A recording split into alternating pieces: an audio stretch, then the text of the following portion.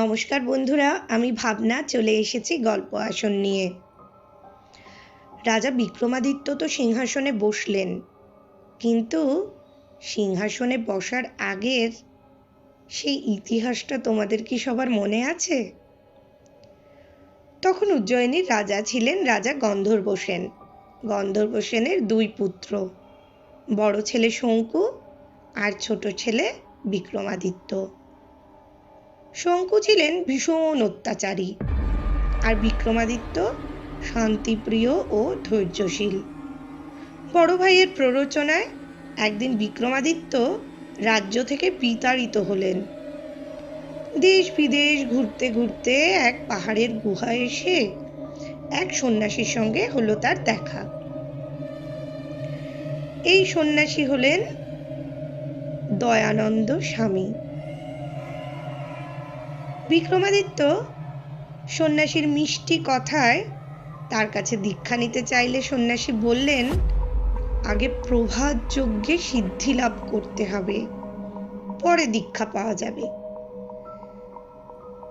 এই কথা বলার সাথে সাথেই সন্ন্যাসী সেখান থেকে প্রস্থান করলেন।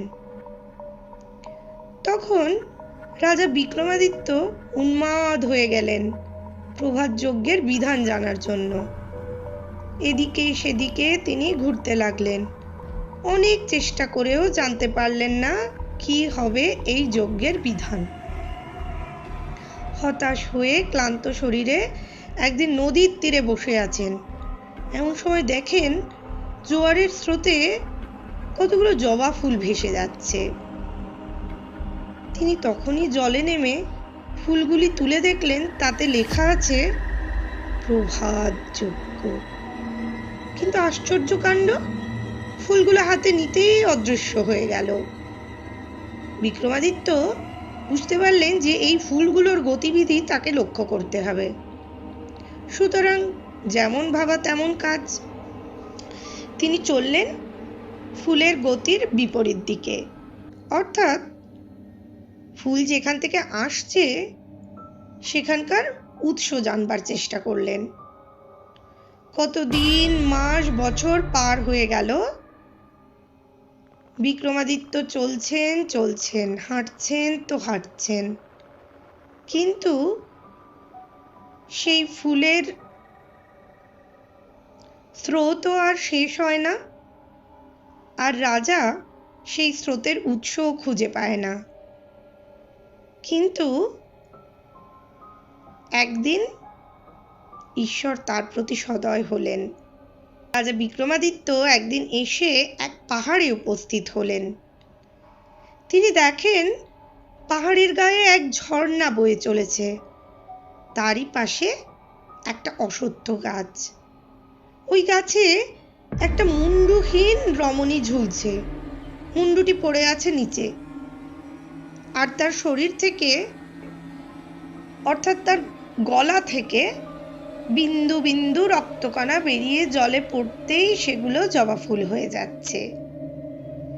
বিক্রমাদিত্য কিছু আর বুঝতে পারলেন না, কি করবেন, কি ভাববেন। এই দৃশ্য দেখে কি অবাক হবেন, নাকি এবারে তার কিছু করণীয় রয়েছে। কিন্তু যাই হোক, মুন্ডুটি কিন্তু দেখে মনে হচ্ছে যে সেটি যেন ঘুমোচ্ছে, আর ওই শরীরটাও বেশ তাজাই মনে হচ্ছে। এই যে এত বছর ধরে তিনি পথ চলেছেন, তাতে যখন এই শরীর আর মুন্ডু কোনোটাই নষ্ট হয়নি, তখন তিনি ভাবলেন যে একবার কাটা মুন্ডুটা ঘাড়ের সঙ্গে লাগিয়ে দেখি না, রমণী যদি সজীব হয়ে কিছু বলতে পারেন। সুতরাং বিক্রমাদিত্য ওই কাটা মুন্ডুটি ঘাড়ে লাগিয়ে দিলেন, আর সত্যি সত্যি সেই রমণী একেবারে সজীব হয়ে উঠল। তিনি রমণীকে জিজ্ঞাসা করলেন, এই পর্বতের নাম কি মাতা? তখন রমণী জানালেন, এটা প্রভাত পর্বত। এখানে কখনো সন্ধে হয় না, আর প্রভাত যজ্ঞে এখানেই সিদ্ধি লাভ করা সম্ভব। বিক্রমাদিত্য সঙ্গে সঙ্গে করজোড় করে রমণীর কাছে জানতে চাইলেন। আমিও প্রভাত যজ্ঞে অংশগ্রহণ করতে চাই, আমিও এই যজ্ঞ করে সিদ্ধি লাভ করতে চাই, আমিও দীক্ষা নিতে চাই দয়ানন্দ স্বামীর।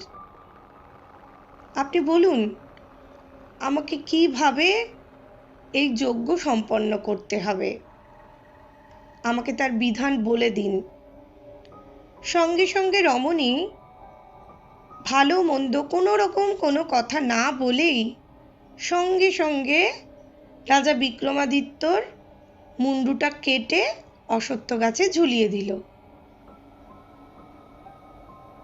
বিক্রমাদিত্যের তরবারি দিয়েই বিক্রমাদিত্যের এমন শিরচ্ছেদ কাণ্ড ইহজগতের কেবল কয়েকটা পাখি ছাড়া আর কয়েকজন জন্তু জানোয়ার ছাড়া আর কেউই দেখতে পেল না। সেই নিরালায় বিক্রমাদিত্য অশ্বত্থ গাছ থেকে ঝুলতে থাকলেন। তার পা ঝুলিয়ে দেওয়া হলো আর মুন্ডুটা তেমনই গাছের তলায় পড়ে রইল। রমণী চলে গেলেন। বিক্রমাদিত্যের দেহ থেকে রক্তকণা বেরিয়ে জলে পড়তেই সেই রক্তকণাগুলো জবা ফুল হয়ে ভেসে চলল। তারপর কেটে গেল অনেক দিন মাস, বিক্রমাদিত্য তেমনই গাছ থেকে ঝুলে রইলেন। কেউ এলো না বিক্রমাদিত্যকে উদ্ধার করতে।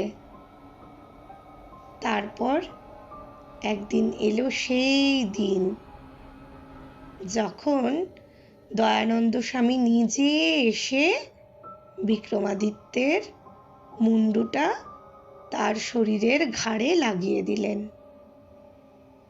এবং বিক্রমাদিত্য আবার সজীব হয়ে উঠলেন। তখন দয়ানন্দ স্বামী বললেন, রাজা, তুমি যজ্ঞে সিদ্ধি লাভ করেছ। রাজা, তুমি যজ্ঞে সিদ্ধি লাভ করেছ। এখন চলো, আমি তোমাকে দীক্ষা দান করব। এমনই কঠোর সাধনায় সিদ্ধি লাভ করে রাজা বিক্রমাদিত্য এত আদর্শবান মানুষ হয়ে উঠেছিলেন। তারপরে তিনি উজ্জয়িনী ফেরত যান।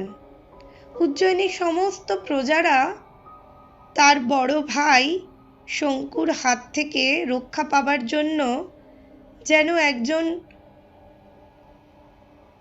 ঈশ্বরের সাধনা করছিলেন। তাদের প্রত্যেক সময় মনে হতো নিশ্চয়ই কোনো একদিন ভগবান কাউকে এমন পাঠাবে বা হয়তো ঈশ্বর নিজেই স্বয়ং আসবেন এই প্রজাদের দুঃখ বিনাশ করতে, সেই শঙ্কুর হাত থেকে বাঁচাতে।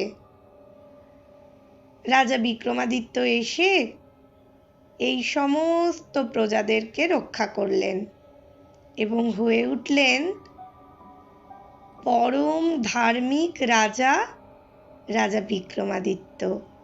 তার মতো আদর্শ রাজা স্বয়ং ভগবানও এই পৃথিবীতে আর কাউকে খুঁজে পাননি। আশিরচা, এই গল্পটা তোমার কেমন লেগেছে? খুব ভালো লেগেছে। বন্ধুরা, যদি তোমাদেরও এই গল্পগুলো ভালো লাগে তাহলে লাইক, সাবস্ক্রাইব আর শেয়ার করে কমেন্টে জানাও কি কি নতুন গল্প শুনবে। ঠিক, তাড়াতাড়ি জানাও আমাদের কি কি নতুন গল্প শুনবে।